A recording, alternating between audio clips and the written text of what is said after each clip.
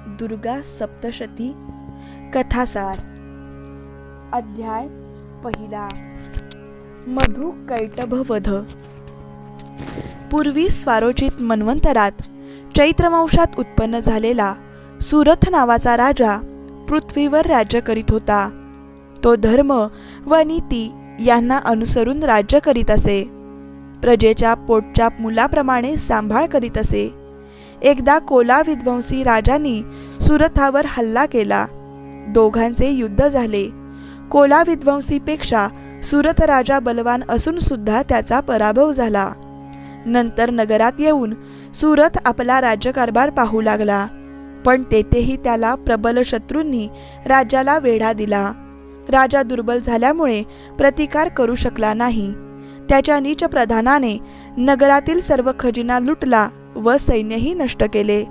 राजाचे स्वामित्व नष्ट झाल्यामुळे तो एकटा निराश मनाने शिकारीसाठी म्हणून घोर अरण्यात निघून गेला।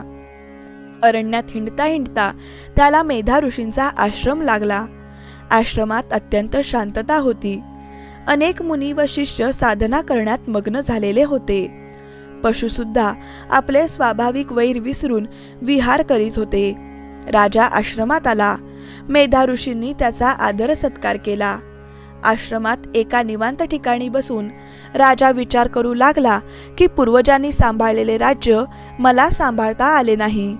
माझे प्रजाजन सुखात असतील का? का तो दुष्ट प्रधान त्यांचा छळ करीत असेल?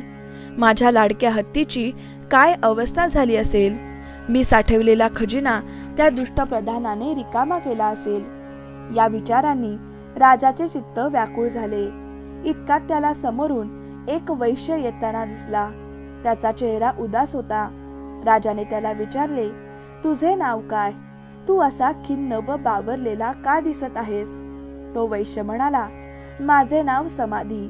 मी अत्यंत श्रीमंत कुळात उत्पन्न झालो, पण धनलोभाने माझ्या बायका मुलांनी मला हकलून दिले आणि म्हणून मी दुःखी आहे। मनात सारखे त्यांचेच विचार येतात। माझी बायको सुखात असेल ना? मुले चांगली वागत असतील का? राजा म्हणाला की अरे, त्यांनी तुला हकलून दिले असून सुद्धा त्यांच्याबद्दल का विचार करतोस? वैश्य म्हणाला, महाराज, आपण म्हणता ते खरे आहे, पण मी त्यांच्याबद्दल निष्ठुर होऊ शकत नाही। त्याला मी काय करू? त्यांनी माझा अपमान केला आहे हे माहीत असूनही मन त्यांच्याकडे ओढ घेत आहे। त्याला मी काय करू? राजा म्हणाला की माझीही अवस्था तशीच झाली आहे। राज्य नष्ट होऊन सुद्धा मी राज्याचाच विचार करीत आहे। शेवटी याचे कारण विचारण्यासाठी ते दोघे मेधा ऋषींकडे जातात। राजा नम्रपणे मेधा ऋषींना नमस्कार करून म्हणतो, महाराज, मला एक प्रश्न विचारायचा आहे। माझे राज्य नष्ट झाले तरी राज्याबद्दल आपुलकीची भावना मनात का आहे?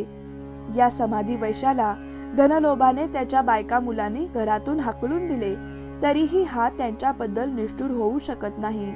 त्यांच्याबद्दलची आसक्ती कमी होत नाही। सर्व कळत असून सुद्धा अंतःकरणाच्या वृत्ती ताब्यात का राहत नाहीत? कृपा करून याचे कारण आपण आम्हाला सांगा। ऋषी म्हणाले, हे राजा, ही परमेश्वराची योगमाया आहे। मनुष्य कितीही ज्ञानी असला तरी या मायेच्या चक्रात सापडल्यामुळेच स्वार्थी बनतो। आपल्या मुलाबाळांचे पोषण करतो, ते शेवटी उपयोगी पडतील ही आशा मनात ठेवतो। ही भगवान विष्णूंची योगनिद्रा आहे। हिच्यामुळे जग मोहित होते। ही भगवती महामाया ज्ञानी लोकांची अंतःकरणे सुद्धा आकर्षून मोहाकडे प्रवृत्त करते। हिच्यापासून सर्व चराचर उत्पन्न झाले आहे। ही प्रसन्न झाली असता मनुष्याला मोक्ष देते। मोक्षाला कारण होणारी परमविद्या ती हीच होय। राजा म्हणाला, महाराज, आपण जी भगवती महामाया म्हणता तिची उत्पत्ती कशी झाली? तिचे कार्य कोणते? तिचा प्रभाव कोणता? तिचे स्वरूप कसे आहे? वगैरे सर्व माहिती आपण आम्हाला सांगण्याची कृपा करावी। ऋषी म्हणाले की ही महामाया नित्य स्वरूप आहे। तिनेच हे सर्व जग व्यापून टाकले आहे। तरीही भक्तांवर कृपा करण्यासाठी कार्यपरत्वे ती निरनिराळी रूपे धारण करते। तिच्या उत्पत्ती संबंधीची कथा मी तुला सांगतो, ती ऐक। पूर्वी कल्पांच्या शेवटी सर्वत्र जलमय झाल्यावर भगवान विष्णू शेषाच्या शय्येवर योगनिद्रेत मग्न होते। तेव्हा विष्णूंच्या कानातील मळापासून मधु व कैटभ असे 2 महाभयंकर राक्षस निर्माण होताच ते ब्रह्मदेवाला मारण्यासाठी धावले. विष्णूच्या नाभी कमलावर बसलेला ब्रह्मदेव घाबरला. त्याने पाहिले की विष्णू तर योगनिद्रेत मग्न आहेत. मग आपले रक्षण कोण करणार? विष्णूला जागृत करण्यासाठी ब्रह्मदेव एकाग्र होऊन विष्णूच्या डोळ्यात असलेल्या योगनिद्रेची स्तुती करू लागले. हे योगनिद्रे, तू अमृत स्वरूपी आहेस. तू नित्य, अक्षर व प्रणय स्वरूपी आहेस. हे योगनिद्रे, तू अमृत स्वरूपी आहेस. तू नित्य, अक्षर व प्रणव स्वरूपी आहेस. तुझ्यापासून जग उत्पन्न होते. जगाचे पालन तूच करतेस व जगाचा संहार करणारीही तूच आहेस. तूच महाविद्या, महामाया, महाबुद्धी व महास्मृती आहेस. तूच महादेवी व महेश्वरी आहेस. सत्व, रज, तम या गुणांना उत्पन्न करणारी मूल प्रकृती तूच आहेस. शंख, चक्र, गदा, तलवार इत्यादी शस्त्रे धारण करणारी तूच आहेस.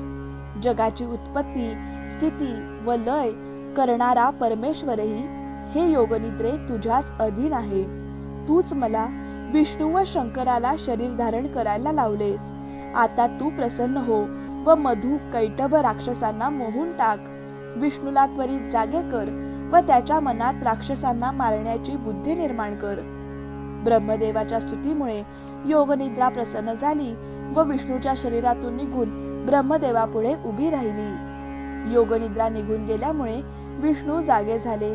त्यांनी आपल्यासमोर उभे असलेल्या मधु, कैटभ राक्षसांना पाहिले. ब्रह्मदेवाला खाण्यास तयार झालेल्या मधु कैटभांबरोबर विष्णूंनी आपल्या बाहूंनी युद्ध केले. ते युद्ध 5000 वर्षे चालले होते. शेवटी खुश होऊन मधु कैटभ विष्णूला म्हणाले, वर माग. विष्णूंनी ताबडतोब वर मागून घेतला की तुम्ही दोघांनी माझ्या हातून मरावं. शेवटी फसवले गेलेले राक्षस म्हणाले, ठीक आहे, पण पृथ्वीच्या ज्या भागावर पाणी नसेल तेथे आम्हाला मार.